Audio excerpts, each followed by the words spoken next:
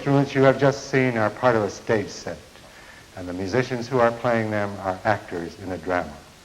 This is not a usual type of drama, but these are not usual instruments either, and the players are not usual actors.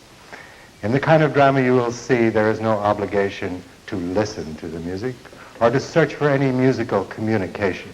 There is, in fact, no obligation of any kind. All that is called for is the function of the senses, customary and relaxed. It is desirable to open the eyes and relax, to open the ears and relax. Nerve impulses sometimes travel at an amazing speed. And since the distance, the average distance between a pair of human ears is about 6 inches, only a small fraction of a second is required for music to go in one ear and out the other. Now, the demands of this modern life are excessively nervous ones, and modern ears have tended to establish a path between themselves about as straight as any path could be. And the arresting feature of this path is that it bypasses the brain completely. Thus, the brain is free to exercise itself independently, as, for example, in doing one's school homework by radio music, or in one's daydreams at the symphony concert. Now, I have a deeply serious purpose in talking in this way.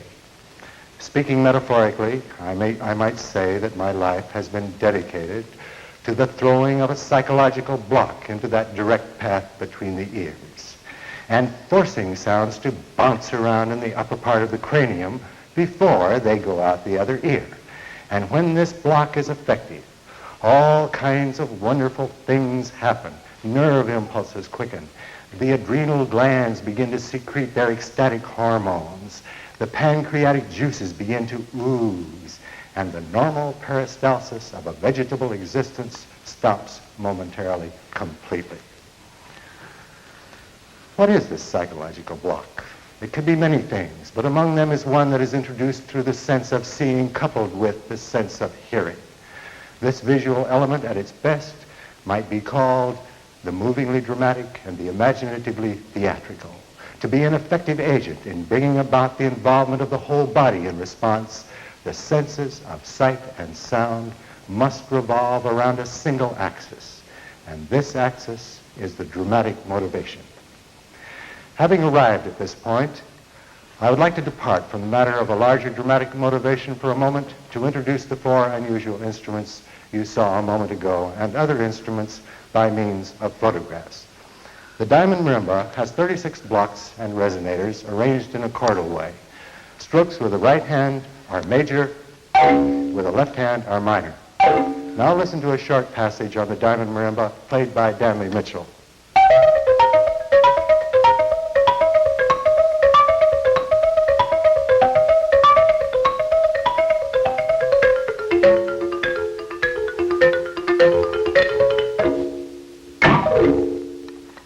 Since I've started with the highest marimba, I'll go down the scale and introduce the boo, or bamboo marimba.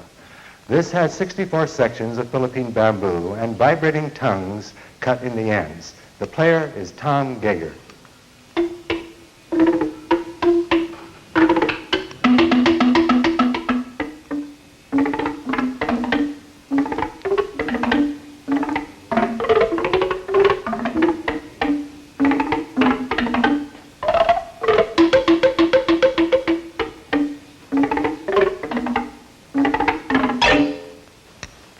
The instrument with the next lowest register, the marimba, is the bass marimba. This has this has 11 blocks of Sitka spruce and a resonator or air column under each. The principle of sound generation in the marimbas is the same throughout. A vibrating block of wood has a natural frequency, and this tone is amplified in the air column or resonator under it of the same natural frequency. The lowest tone on the bass marimba is a cello C. I'm sorry that I can't show you how these sounds are alone, but you will hear them later in the recorded tape with a complete ensemble of 17 actors, musicians from the University of Illinois. The marimba with the lowest register is the marimba eroica. 4 long blocks, the longest about 8 feet, and a large box-like resonator for each. These tones go very low. One of them is below any sound on the piano, and they verge on a sense of feeling. I'm afraid that television sets are not designed to reproduce such sounds, but they can be reproduced on the best hi-fi sets. The marimba eroica is played with very large, heavy, soft mallets and padded hands. This is the instrument that I call the cloud chamber bowls. The large pieces of glass are the tops and bottoms of Pyrex carboys and give a bell-like tone. I discovered them in the radiation laboratory of the University of California, where the centers were cut out for use in so-called cloud chamber experiments. This explains the name. Now the plucked string instruments. This is the kithara, a large instrument some 7.5 feet high of the lyre type. It has 72 strings, and glass rods such as this are used for stopping the strings for high chords and for gliding tones. It's essentially an instrument of 12 chords of 6 strings each. In the music you will hear, 2 players are at the kithara, one on each side on stands, and they use special picks and fingers. This is the instrument I call the harmonic canon in 2 halves, castor and pollux. Each half has 44 strings, and in the centers you see some very intricate bridges. Without these bridges, the 2 halves might be thought of as 2 white canvases on which a painter might begin to work. But with the bridges, the paintings emerge, as it were, making chords, scales, and intricate passages. The instrument has many potentialities, some of which I would recommend only to the whimsical. It's possible, for example, to set the bridges up so that one can play the whole of Yankee Doodle from beginning to end with a single stroke of the pick from top to bottom. Now the 2 remaining instruments in this here.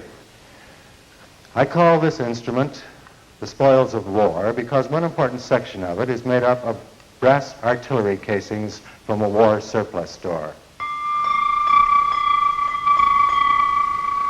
It's a collection of percussion sounds, 2 cloud chamber bowls, a deep-toned wood block, a high-toned wood block, and a piece of spring steel controlled by a pedal that I call a whang gun. The player is Mike Donzella. The remaining instrument is the surrogate kithara. 2 small resonators, 8 strings on each. Because of the shape of the instrument and the horizontal strings, it lends itself to a percussion technique. The player is Jack McKenzie. Now listen to a short passage on the surrogate kithara and the spoils of war together.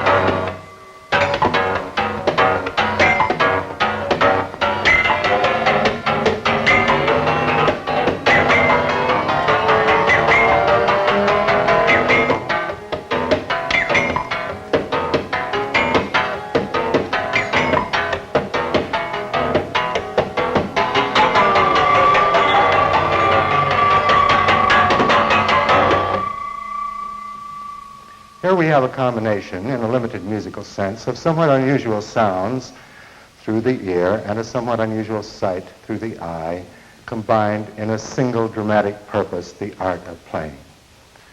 I began building unusual instruments some 30 years ago. Why? I might give many reasons, all over involved, all over simplified. Because I wanted to make music and the playing of instruments a dramatic act. Because I needed sounds for my music beyond my immediate and practical work. Perhaps because I am something of a congenital rebel in the realm of the spirit, though I do not think without a cause. I determined on a basic source scale of 43 tones to the octave. However, the number of tones in my source scale is truly a small part of a larger purpose. I'll explain briefly. Before the Christian era in the West and all over the world at the present time, music and drama were and are one. They were and are one egg, let us say, in one casing of shell. But in the West, hundreds of years ago, they became separate things. And so for a long, long time, we have had a theater which dedicated itself to the production of yolks and a long line of custards, and a music which dedicated itself to the production of whites and a long line of angel food cakes. In the nursery rhyme, Humpty Dumpty had a great fall, and all the king's horses and all the king's men could never put him together again. His white ran off in one direction and his yoke rolled off in the other. I would say that both opera and musical comedy fall into the roles of all the king's horses and all the king's men. In their characteristic ways, they are trying to put Humpty Dumpty together again. Now, I don't propose to do anything about Humpty Dumpty at all. I propose to fertilize a new egg, a new whole egg, a reborn Humpty Dumpty, if you will. This spring at the University of Illinois Festival of Contemporary Arts, a work of mine had its first performance, The Bewitched, a dance satire, one of the results of this fertilization. The ensemble was recruited from the students and faculty of the University of Illinois, John Garvey, the conductor, the voice of the witch, Frida Schell. And so I finally returned to my original theme about the blocking of the direct path between the ears, and in the adventurous detour, discovering that the senses of sight and sound can revolve around a single dramatic axis, and thus bring about a total response.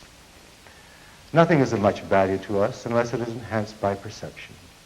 And in order to bring perception to the dramatic motivation of the bewitched, I want to take a look at the contemporary musical scene. It is a strange one indeed.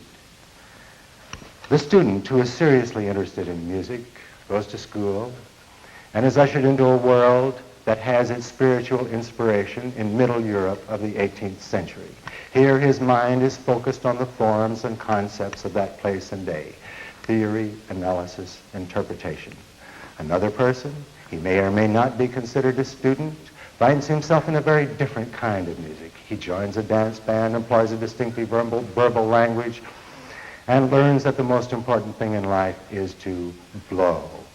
If his world has a spiritual inspiration, it is to be found in Africa, New Orleans, the West Indies. These two diametric musics coexist.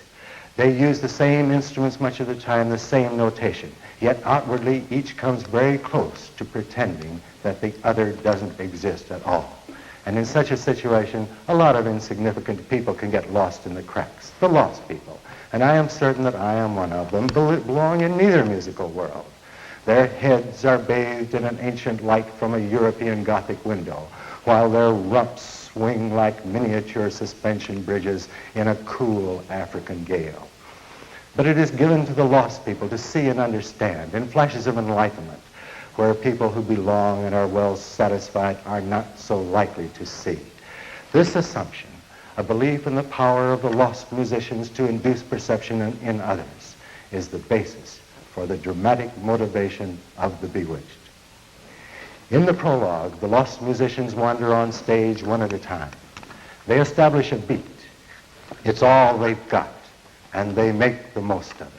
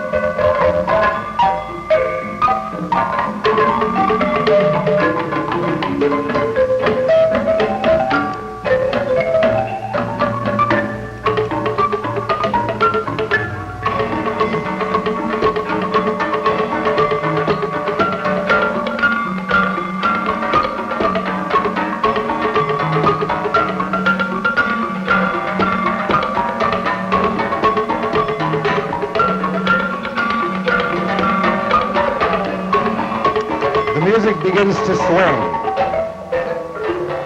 And out of it grows a kind of magic, a magical power.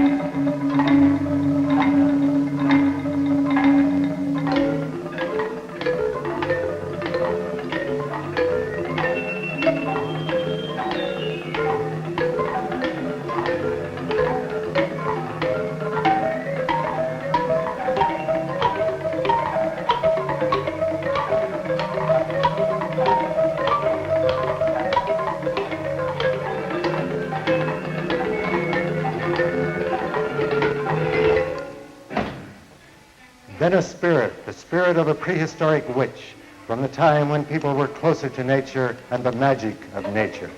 Knowing that something supernatural is about to take place, the chorus of displaced musicians play a percussive flourish.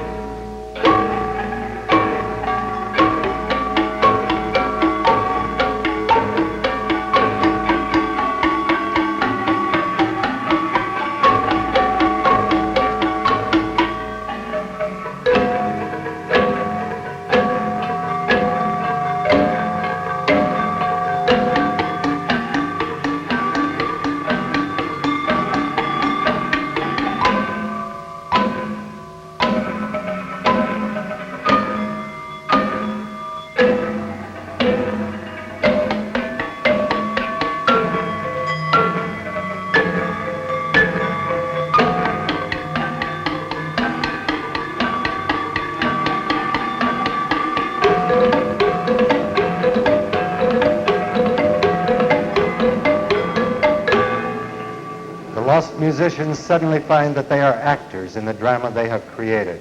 They murmur, sing, shout, whistle, stamp their feet. The prehistoric witch materializes and becomes the collective will of the lost musicians.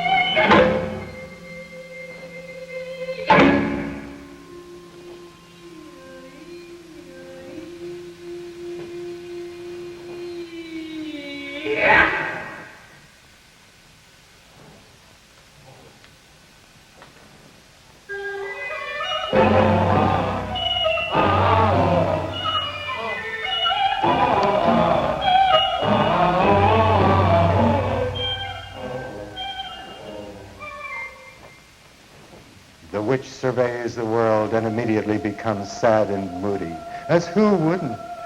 The voice seems to murmur, everybody wants background music. But even when it says,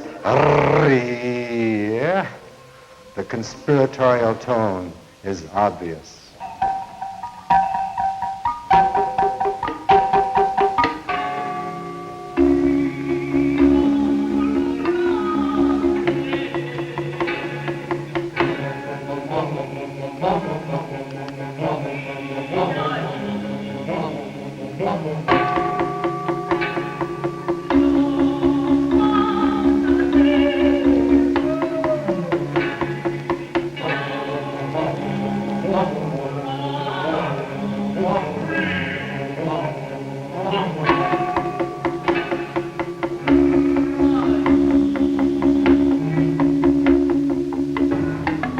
The witch and the chorus of displaced musicians decide to do something spectacular with their magical power. They decide to produce modern scenes with modern people and all the modern bewitchments, and at the appropriate psychological moments to introduce lightning flashes of prehistoric perception. There are 10 scenes, each with these elements. First, the evidence of bewitchment. Second, the violent unwitching. Third, the resolution. The episode that you will see contains a broader implication than its title suggests.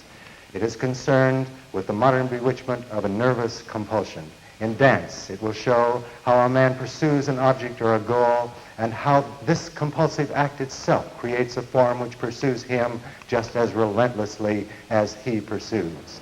In the pedestrian life of the day-to-day world, this spinning triangle must finally end in tragedy. But in the magic of this scene, the witch and the chorus of displaced musicians cause a sudden transformation. And in the climax, in a flash of understanding at the end, the man sees himself through the ludicrous, through even a bit of slapstick. This is scene 3, choreographed by Kim. The romancing of a pathological liar comes to an inspired end.